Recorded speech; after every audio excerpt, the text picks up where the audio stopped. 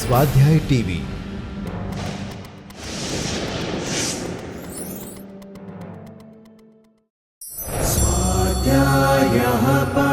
Doctor Baba Saheb Ambedkar open university.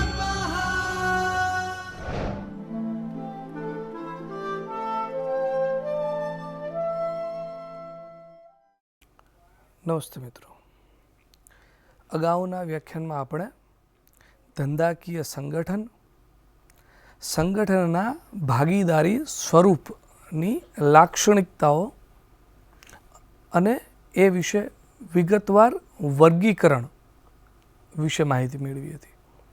હવે આજે આપણે ભાગીદારી કરારનામું, તેના ફાયદા અને મર્યાદાઓ અને સંયુક્ત હિન્દુ કુટુંબની પેઢી વિશે વિગતવાર માહિતી મેળવશું અને વિષયને સમજવાનો પ્રયત્ન કરીશું. ભાગીદારી કરારનામું. મિત્રો, આપણે જાણીએ છીએ કે ભાગીદારીની સ્થાપના કરાર દ્વારા થાય છે. આવો કરાર કાં તો લેખિત અથવા મૌખિક હોઈ શકે છે.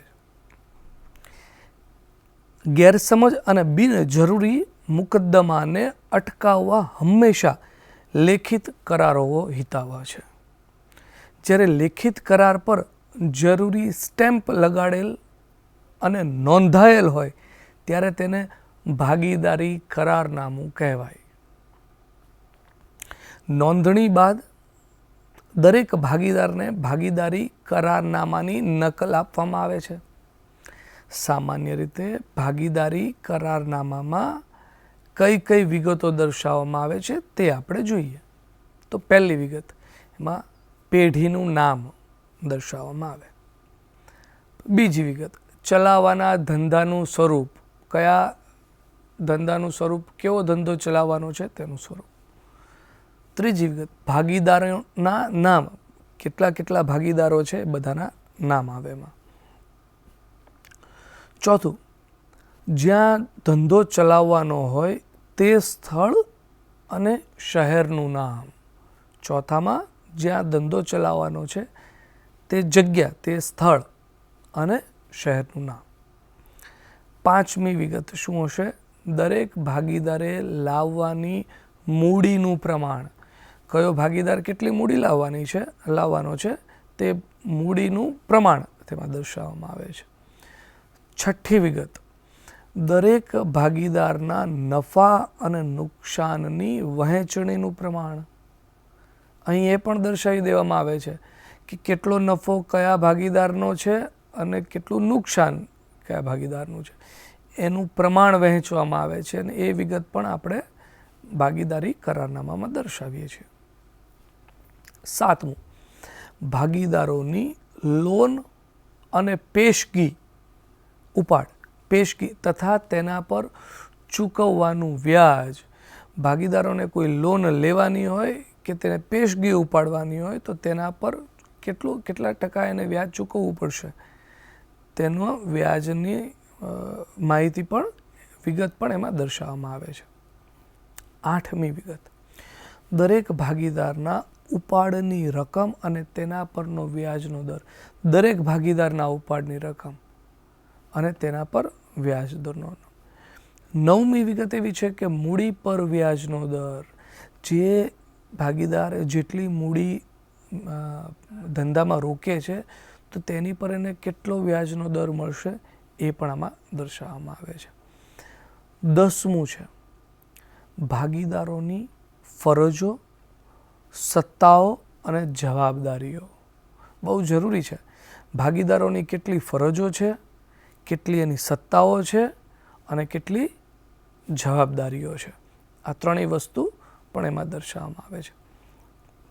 11મું, સક્રિય ભાગીદારને જો કોઈ વેતન ચૂકવવાનું હોય તો તે. આ બધા જ ભાગીદારોમાં કોઈ અમુક ભાગીદારો સક્રિય ભાગીદાર હોય તો તેમને એ માટેનું કોઈ વેતન ચૂકવવાનું હોય તો તેની પણ તેમાં વિગત ઉમેરવામાં આવે છે. 12મી વિગત, હિસાબોની જાળવણી અને ઓડિટની વ્યવસ્થા. આમાં ઘણા ભાગીદારો એવા પણ હોય જે નિષ્ક્રિય હોય, પેસિવ હોય, સુષુપ્ત હોય, તો તેમને પણ હિસાબની જરૂર પડે. તો પેઢીમાં, ભાગીદારી સ્વરૂપની પેઢીમાં કયા રીતના હિસાબોની પદ્ધતિ રાખવામાં આવશે અને ઓડિટ કરવા માટેની શું વ્યવસ્થા છે, એ પણ ભાગીદારી કરારનામામાં વિગત ઉમેરવામાં આવે છે, દર્શાવવામાં આવે છે. 13મી વિગત છે પેઢીના વિસર્જન સમયે પતાવટની વિધિ. ભાગીદારીની શરૂઆતમાં જ એમ પણ વિચાર કરવામાં આવે છે કે કદાચ પેઢીનું એક સમય એવું નક્કી કરવામાં આવે કે તેનું વિસર્જન કરવું છે, તો તે માટે એની પતાવટની કઈ કઈ વિધિ રહેશે એ પણ ભાગીદારી કરારનામામાં દર્શાવવી જરૂરી છે. ભાગીદારોના 14મું છે ભાગીદારોના પ્રવેશ અથવા મૃત્યુ અથવા નિવૃત્તિ સમયે પાઘડીની ગણતરીની પદ્ધતિ. બની શકે કે ભાગીદારી પેઢીમાં કોઈ ભાગીદારનું મૃત્યુ થાય, અથવા તો નવા ભાગીદારનો પ્રવેશ થતો હોય, અથવા તો કોઈની નિવૃત્તિ થાય. આ સમયે ધંધાની પાઘડી કેટલી હશે તો તેની પણ ગણતરીની એક પદ્ધતિ એમાં એની વિગત દર્શાવવામાં આવે છે. 15મી વિગત છે ભાગીદારીના પ્રવેશ અથવા મૃત્યુ અથવા નિવૃત્તિ સમયે મિલકતો અને જવાબદારીઓની પુનઃમૂલ્યાંકનની પદ્ધતિ. પેલી પાઘડીની વિગત હતી, અહીંયા ભાગીદારીના પ્રવેશ અથવા મૃત્યુ અથવા નિવૃત્તિ સમયે મિલકતો અને જવાબદારીઓની પુનઃમૂલ્યાંકન કેટલું કરવામાં આવશે, કેવી રીતે કરવામાં આવશે, કઈ પદ્ધતિએ કરવામાં આવશે, તેની પદ્ધતિ પણ અહીંયા દર્શાવવામાં આવે છે. 16મી વિગત છે ભાગીદારીની નિવૃત્તિની પદ્ધતિ અને નિવૃત્ત થતા અથવા મૃત્યુ પામેલ ભાગીદારની બાકી રકમની ચૂકવણીની વ્યવસ્થા. શું કરવામાં આવશે એ પણ અહીં દર્શાવવામાં આવે છે. ભાગીદારોની નિવૃત્તિની પદ્ધતિ અથવા નિવૃત્ત થતા અથવા મૃત્યુ પામેલ ભાગીદારની બાકી રકમની કઈ રીતની ચૂકવણીની વ્યવસ્થા કરવામાં આવશે તે પણ અહીંયા દર્શાવવામાં આવે છે. કરારનામામાં જ આ બધું દર્શાવી દેવામાં આવે છે. 17મી વિગત એવી છે કે ભાગીદારો વચ્ચે ઝઘડો થતાં લવાદની શું વ્યવસ્થા હશે, તો એ વ્યવસ્થા પણ કરારનામામાં ઉમેરવામાં આવે છે. 18મી વિગત ભાગીદાર નાદાર બને તે સંજોગોમાં વ્યવસ્થા. કોઈ ભાગીદાર નાદાર બને છે કોઈ પણ કારણોસર, એવા સંજોગોમાં શું વ્યવસ્થા રહેશે, તો એ પણ અહીં એ વ્યવસ્થા ગોઠવી. જોકે આટલા બાબતો થઈ મિત્રો, એમાં આ યાદી સંપૂર્ણ નથી, આ યાદી પૂર્ણ નથી. ભાગીદારી કરારનામામાં ભાગીદારોની ઈચ્છાનુસાર અન્ય કોઈ પણ શરતો ઉમેરી શકાય. વાસ્તવમાં ભાગીદારીનો કાયદો ભાગીદારોના કેટલાક અધિકારો અને શરતો સ્પષ્ટ કરે છે, પરંતુ જ્યારે ભાગીદારો વચ્ચે કોઈ જાતનો કરાર ન થયો હોય ત્યારે ભાગીદારી કાયદાની જોગવાઈઓ અમલમાં આવે છે. આટલી ભાગીદારી પેઢી કરારનામામાં શું શું હોય છે એ જોયું આપણે ભાગીદારી પેઢીના કરારનામામાં. હવે પેઢીની નોંધણી કઈ રીતે કરવામાં આવે છે એ આપણે જોઈએ. મિત્રો, ભારતીય ભાગીદારીના કાયદા અનુસાર પેઢીની નોંધણી ફરજિયાત નથી, પરંતુ નહીં નોંધાયેલ પેઢીની કેટલીક મર્યાદાઓ છે. તેથી ભાગીદારીની નોંધણી કરાવવી હિતાવહ છે. નોંધણી ગમે તે સમયે થઈ શકે છે. પેઢીની નોંધણી માટે પેઢીને લગતી બધી વિગતો સાથે એક અરજીપત્રક જરૂરી ફી સાથે પેઢીના રજિસ્ટ્રારને મોકલવું પડે છે. આ જ એની પદ્ધતિ છે. હવે મિત્રો, ભાગીદારી કરારનામાના ફાયદા અને મર્યાદા જોઈએ. આપણે ભાગીદારીના મુખ્ય લક્ષણો જોઈએ.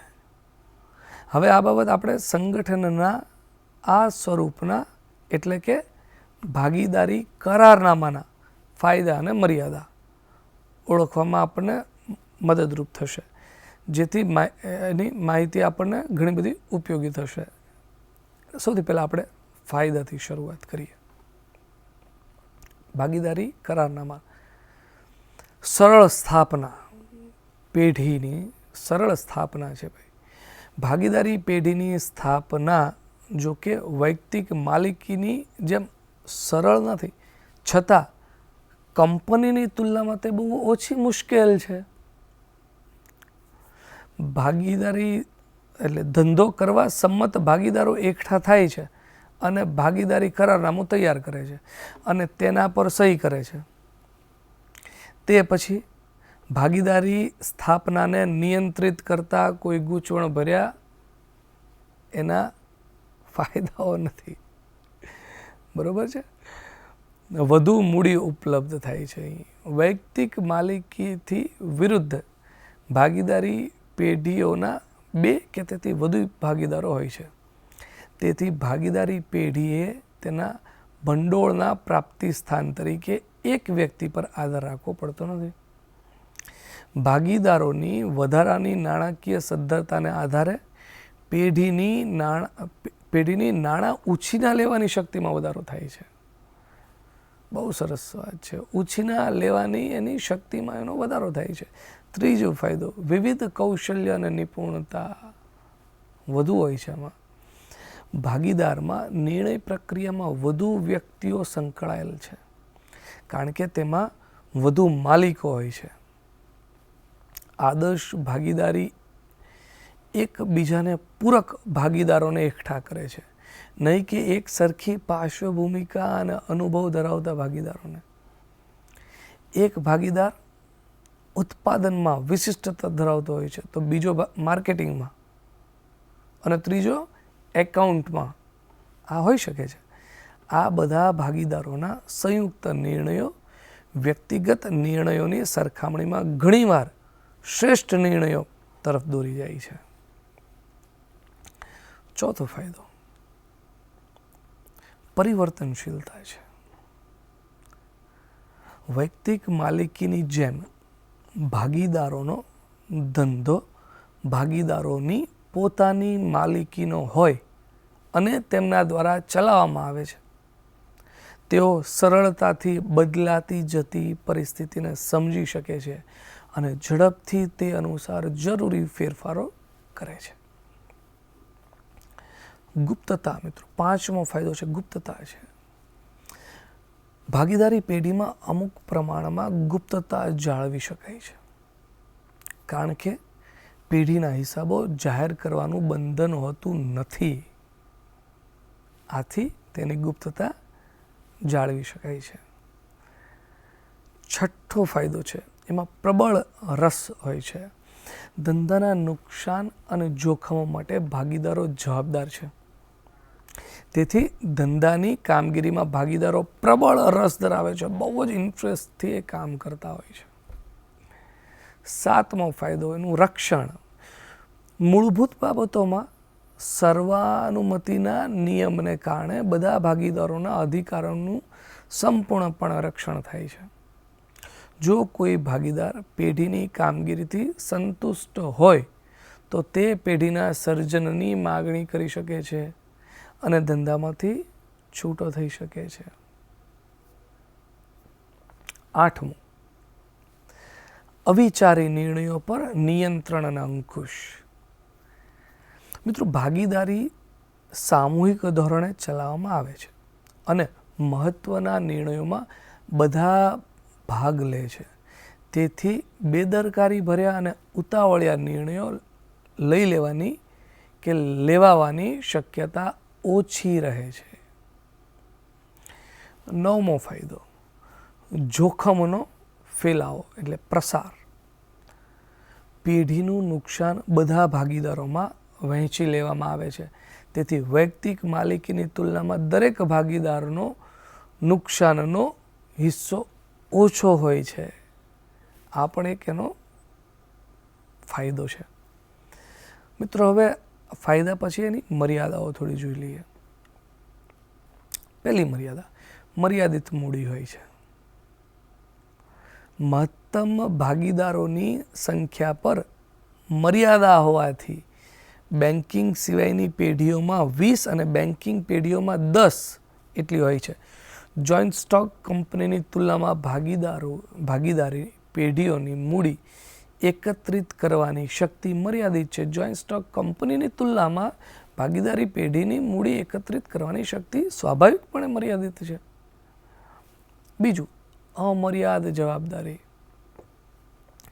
ભાગીદારી પેઢીની મહત્વની મર્યાદા એ છે કે ભાગીદારોની જવાબદારી અમર્યાદિત હોય છે. તેમાં નિશ્ચિત હોતી નથી. એ જેટલા ભાગીદારો હોય બધાની જવાબદારી હોય છે. ત્રીજી મર્યાદા, જાહેર જનતાના વિશ્વાસનો અભાવ. તો બહુ મહત્વનું છે. હિસાબો જાહેર કરવામાં આવતા નથી કે પ્રકાશિત કરવામાં પણ નથી આવતા. તેથી પેઢી લોકોનો વિશ્વાસ પ્રાપ્ત કરી શકતી નથી. બરાબર છે. ચોથી મર્યાદા, હિતની ફેરબદલી મુશ્કેલ છે. કોઈ પણ પેઢીમાંના પોતાના હિતની ફેરબદલી અન્ય ભાગીદારોની સંમતિ વગર ફેરબદલી કરી શકતો નથી. પાંચમી મર્યાદા, અનિશ્ચિતતા. કોઈ પણ ભાગીદારનું મૃત્યુ, ગાંડપણ કે નાદારીના વિસર્જન તરફ દોરી જાય છે. આને કારણે ભાગીદારી પેઢીને આગળ ચલાવવામાં અનિશ્ચિતતાની પરિસ્થિતિ ઉદ્ભવે છે. આમ છતાં જો આ બધી બાબતોની ભાગીદારી કરારમાં સ્પષ્ટતા કરવામાં આવે, તેને થોડે ઘણે અંશે પણ તો દૂર કરી શકાય છે. છઠ્ઠું, ભાગીદારો વચ્ચે મતભેદ. મહત્વનું છે. ભાગીદારો વચ્ચે ગેરસમજૂતી અને સંઘર્ષની શક્યતા રહેલી છે. આ બાબતને કારણે નિર્ણયો લેવામાં વિલંબ થવાની શક્યતા રહે છે અને પેઢીના વિસર્જન તરફ પણ દોરી જાય તેમ છે. જો ભાગીદારી કરાર સ્પષ્ટ અને વિગતવાર હશે તો આ પ્રશ્નને પણ કેટલેક અંશે દૂર કરી શકાય તેમ છે. સાતમી મર્યાદા મિત્રો, ગર્ભિત અધિકારોનું જોખમ. દરેક ભાગીદાર પેઢીના એજન્ટ તરીકે વર્તે છે. તેથી એક ભાગીદારના કાર્યો પેઢીને અને બાકીના બધા ભાગીદારોને બંધન કરતા ગણાય છે. અપ્રમાણિક કે અસમર્થ ભાગીદાર પેઢીને મુશ્કેલીમાં મૂકી શકે છે અને અન્ય ભાગીદારોએ તેનું પરિણામ ભોગવવું પડે છે. મિત્રો, આટલી મર્યાદાઓ પછી આપણે સંયુક્ત હિન્દુ કુટુંબ પેઢી વિશે વિગતે માહિતી મેળવીએ. સંયુક્ત હિન્દુ કુટુંબની પેઢી. સંયુક્ત હિન્દુ કુટુંબની પેઢી એ ધંધાકીય સંગઠનનું એક વિશિષ્ટ સ્વરૂપ છે. વિશિષ્ટ, જે માત્ર ભારતમાં અસ્તિત્વ ધરાવે છે. આ પેઢી સંયુક્ત હિન્દુ કુટુંબની માલિકીની હોય છે અને તેનું સંચાલન હિન્દુ કાયદાની જોગવાઈઓ પ્રમાણે થાય છે. હિન્દુ કાયદામાં બે પ્રથા છે. પ્રથા એટલે કે શાખા છે. મિતાક્ષર પહેલી મિતાક્ષ એ શું છે? તે બંગાળ અને આસામ સિવાયના સમગ્ર ભારતમાં લાગુ પડે છે. આ શાખા અનુસાર એક હિન્દુ પોતાના પિતા, દાદા કે વડદાદા પાસેથી વારસામાં સંપત્તિ પ્રાપ્ત કરે છે. આ રીતે સતત 3 પુરુષ પેઢીઓ એટલે કે વંશ, પુત્ર, પૌત્ર અને પ્રપૌત્ર બાપ દાદાની મિલકત વારસામાં મેળવી શકે છે. તેઓને સહભાગી કહેવામાં આવે છે. 1956ના ભારતીય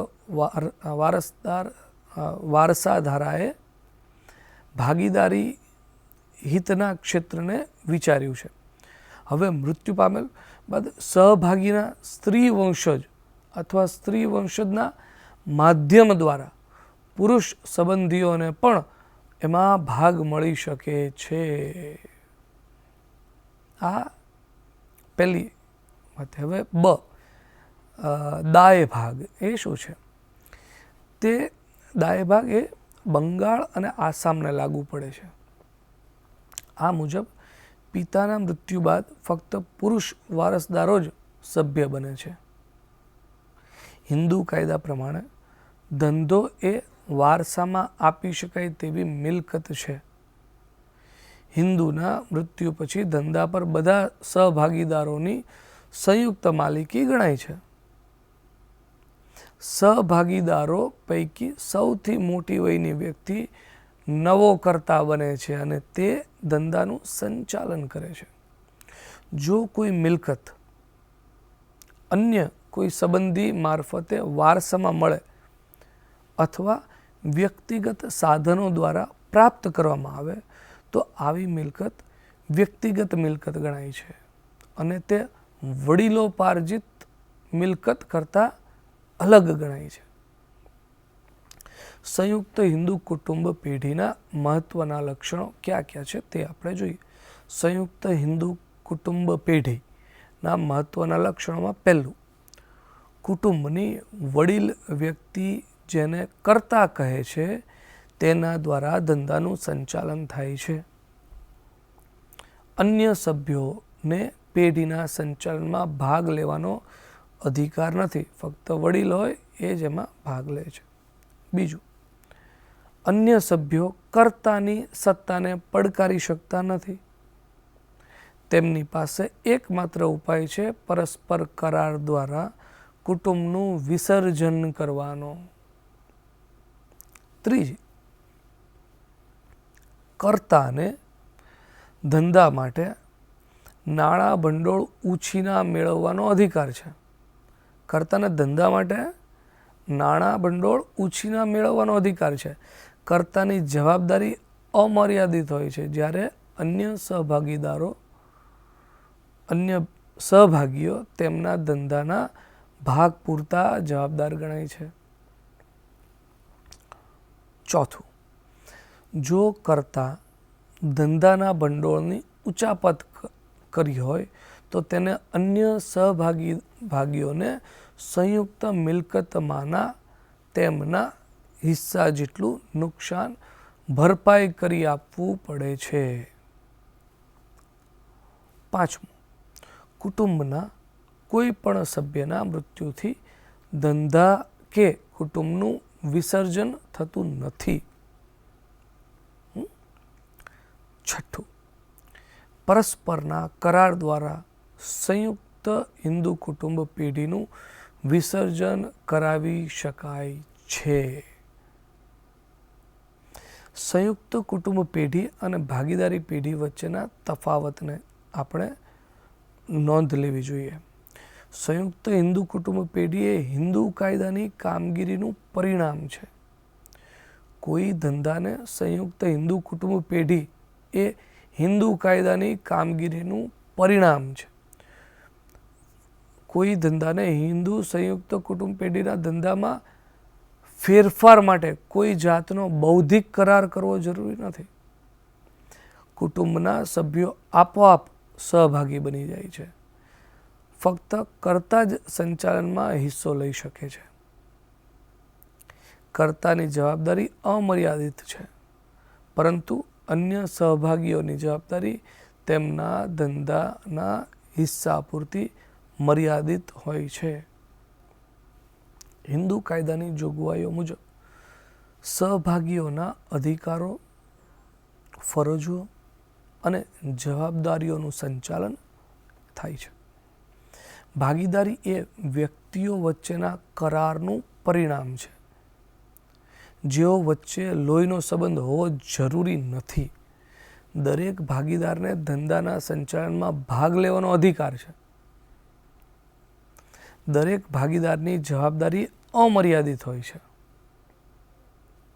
1932ના ભારતીય ભાગીદારી કાયદા અનુસાર ભાગીદારોની ફરજો, અધિકારો અને જવાબદારીઓનું સંચાલન થાય છે.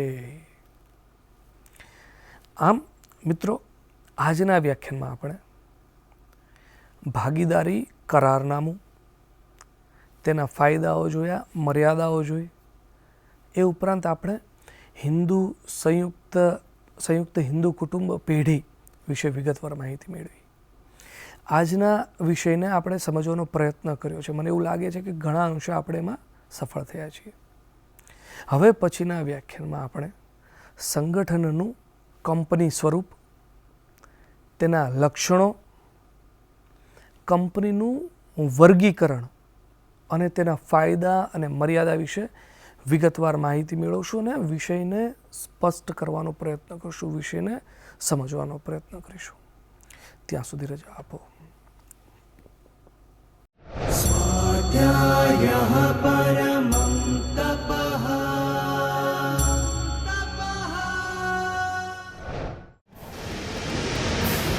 સ્વાધ્યાય ટીવી